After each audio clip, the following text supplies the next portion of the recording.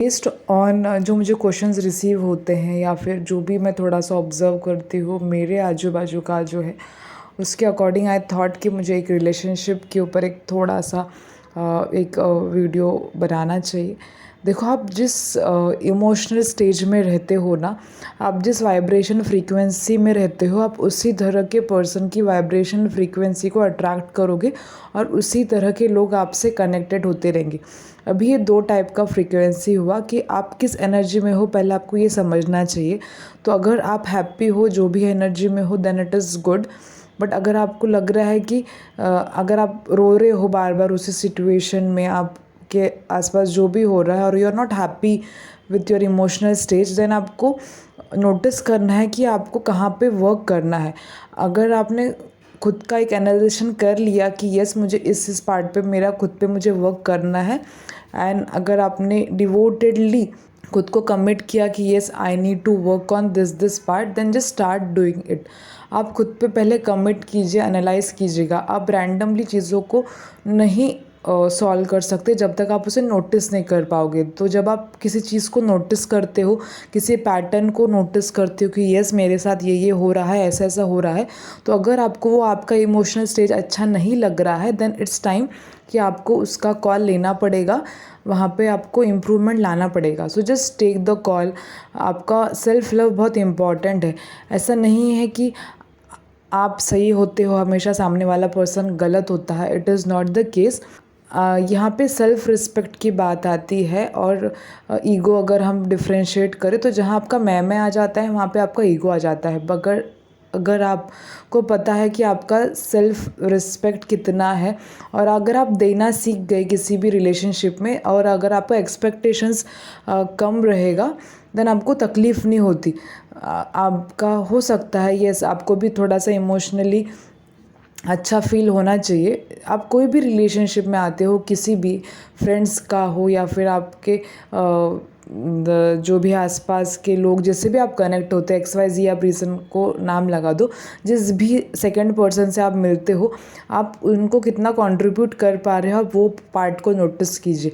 आपको क्या मिल रहा है वो अलग पार्ट है, बट येस अगर आप कुछ इमोशन वाले रहते हो कि आपका कपल लाइक में रहते हो, देन आपका एक्सपेक्टेशन रहता है कि सामने वाला पार्टनर भी दे। बट आपको कितना ये नहीं रहना चाहिए कि यस मैं कितना दे रहा हूँ, वो कितना दे रहा हूँ, ये आपको नहीं देखना है।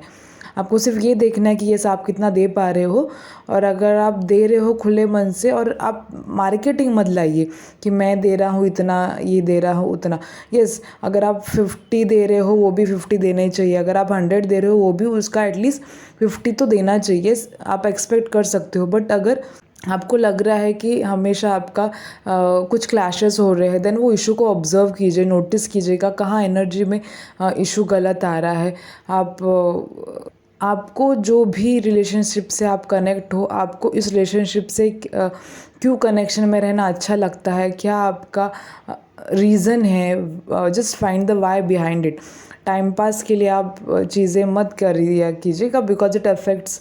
तो आप अगर आपके बाजू में आपके साथ बहुत सारे जन ऐसे आ रहे हैं कि आपको इमोशनली ड्रेन कर रहे हैं, देन कहीं ना कहीं आपको खुद पे काम करने की ज़रूरत है। बिकॉज अगर आप खुद पे काम करने लग जाओगे, देन सिचुएशन सिनेरियोज ऐसे क्रिएट हो जाएंगे कि जो आपके एनर्जी को मैच नहीं हो रहा है, वो लोग या फिर पर्सन वो आपकी तरफ से बाय डिफ़ॉल्टली आपके एनर्जी से दूर होते जाएंगे, या फिर वो क्रिएट हो जाएगा। देन फिल्टरेशन मोड में हम कह सकते हैं। तो बिकॉज आप फिलहाल अगर डिस्टॉर्टेड एनर्जी में रहोगे, देन सारे टाइप के लोग आपके पास आज बा जाते हैं, आपको कुछ समझ नहीं आता, आप यहाँ से भी कुछ ड्रेन हो जाते हो, आपको अच्छा लगता है, अपलिफ्टमेंट लगता है, ऐसे XYZ होते हैं। तो आप पहले नोटिस कीजिएगा आपको पहले क्या चाहिए, आपको किस तरह से इन्वायरमेंट चाहिए। ऐसा नहीं है कि आप हमेशा गलत सिचुएशन में अटक जाते हो, ऐसा नहीं है। आप जहाँ रहना चाहते हो, मतलब आपका जिस तरह से लाइफ अनफोल्ड हो रही है वो वैसी ही होनी चाहिए। आपका ये ट्रस्ट होना चाहिए। अगर आपके साथ कुछ अच्छा नहीं हो रहा, आपको लग रहा है कि मेरे साथ ही ऐसा क्यों हो रहा है, ये नहीं है। कुछ तो आपका माइंड कर्मा होगा पेंडिंग, वो क्लेंस हो रहा है, ये नोटिस करने की चीज़ें हैं। तो जो भी हो रहा है आपके अच्छे के लिए हो रहा है, और आपका लाइफ जिस तरह से डिवाइनली प्लान्ड है उसी तरह से अनफोल्ड हो रहा है। ये आपको ट्रस्ट और फेथ रहना चाहिए। जब आप ये फेथ की एनर्जी में आ जाते हो तब ना आप फियर की एनर्जी से जो बाहर आ जाते हो। तो आपका खुद पे काम कीजिए। आप जो भी मेथड यूज़ करते हो खुद पे काम करने के लिए, जस्ट चेक ऑन इट। आप लाइफ के हर मोमेंट में सेटिस्फाइड हो, आपको बहुत अच्छा लग रहा है अंदर से, ये बहुत मैंडेटरी है। बिकॉज अगर आप ये स्टेज में आ जाते हो देन आप लाइफ को अनफोल्ड ईजीली कर जाते हो। इट्स नॉट कि आपको कई जो दिन हैं या फिर महीने आपको ऐसा आर्ट्स की तरह निकल जाए, ऐसी आपको लाइफ जीनी चाहिए। कभी कभार ऐसे लाइफ में होता है कि ये सबको समझ नहीं आता है, बट येस आपके आराध्य है, आप जिस भी एनर्जी को बिलीव करते हो, जिसको भी ट्रस्ट करते हो, आप उससे क्वेश्चन कीजिए, उन्हें क्वेश्चन कीजिएगा, येस प्लीज़ मुझे इस इसका आंसर बताओ। जब भी आपका टाइम आएगा, जब भी आपका वेसल इनफ प्रिपेयर हो जाएगा, आपको आंसर्स मिल जाएंगे। तब तक आप at least keep working on self, आप खुद पे काम कीजिएगा। Just don't blame outside situations कि ये ऐसा हो रहा है, ये ऐसा कर रहा है, वो वैसा, ये ऐसा है। नहीं, आप कहाँ हो, आप क्या एनर्जी में, आप वो भी तो देखिए ना।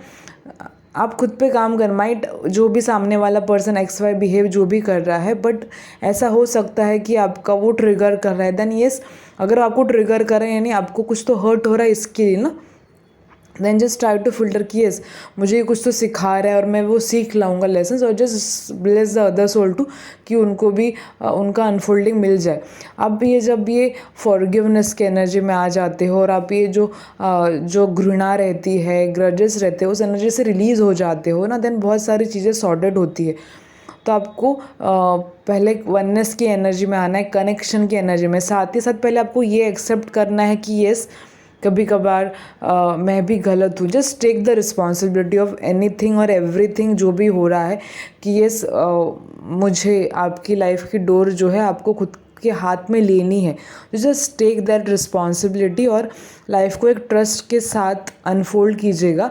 आपका जो भी अनफोल्डिंग है, जिस भी आप लाइफ के स्टेज में हो, आपके जो भी क्वेरीज है XY, आप ये एनर्जी में रहिए कि येस, एक फेथ में रहिए कि येस जो हो रहा है वो अच्छे के लिए हो रहा है। ये वर्ड की वाइब्रेशन फ्रीक्वेंसी बहुत मैटर करती है, बिकॉज आप यूनिवर्स में क्या थ्रो कर रहे हो कि एट लास्ट मैनिफेस्ट होने वाला है।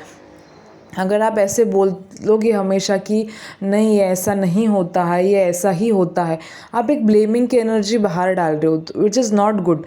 तो आप पहले खुद की वाइब्रेशन फ्रीक्वेंसी को चेंज कीजिएगा। अगर आप कुछ नेगेटिव बोलते हो या फिर नेगेटिव के टॉक में रहते हो, क्या हो रहा है, आप वही चीज़ें मैनिफेस्ट कर रहे हो बार बार बार बार। तो जब तक आप वो चीज़ें सीख नहीं पाओगे ना, देन आप नया कुछ एक्सप्लोर नहीं कर पाओगे। तो पहले आपको ये समझना ज़रूरी है कि येस अगर ये रिपीट हो रहा है पैटर्न, उसको आपको ब्रेक करना है। जैसे कि अगर कोई चिड़िया कोई केज में है, देन अगर आपको उसको बाहर निकलना है, देन जस्ट आपको ट्राई करना पड़ेगा, राइट। तो जो हैप्पीनेस है वो आपको अभी नहीं पता चल रहा होगा शायद कि कितना मैटर करता है, बट जस्ट ट्राई और फेथ के साथ जो भी आपके लेसन्स है वो लर्न कीजिएगा और एक अंडरस्टैंडिंग में आइए कि yes it is happening for my betterment. अब और लाइफ को हमेशा थैंकफुल रहना कि येस अगर आपको लग रहा है फ़िलहाल नहीं ये नहीं हो रहा है वैसे, बट जस्ट स्टिल ट्रस्ट कि येस जो हो रहा है वो मेरे अच्छे के लिए हो रहा है। माइट अभी मुझे फ़िलहाल समझ नहीं आ रहा है ये क्यों हो रहा है ऐसे, but yes the life is getting unfolded the way it is meant to be. आपको ये ट्रस्ट रहना बहुत ज़रूरी है। सो आपका काम करते रहिए, लाइफ को अच्छे से अनफोल्ड कीजिएगा। जस्ट शेयर ब्लेसिंग्स और जो भी आपके साथ घटित हो रहा है, जो भी आपके साथ हो रहा है, लाइफ को फील कीजिएगा। आपका लाइफ का एक मटेरियलिस्टिक एस्पेक्ट रहता है और एक स्पिरिचुअल एस्पेक्ट रहता है, दोनों को बैलेंस कीजिएगा।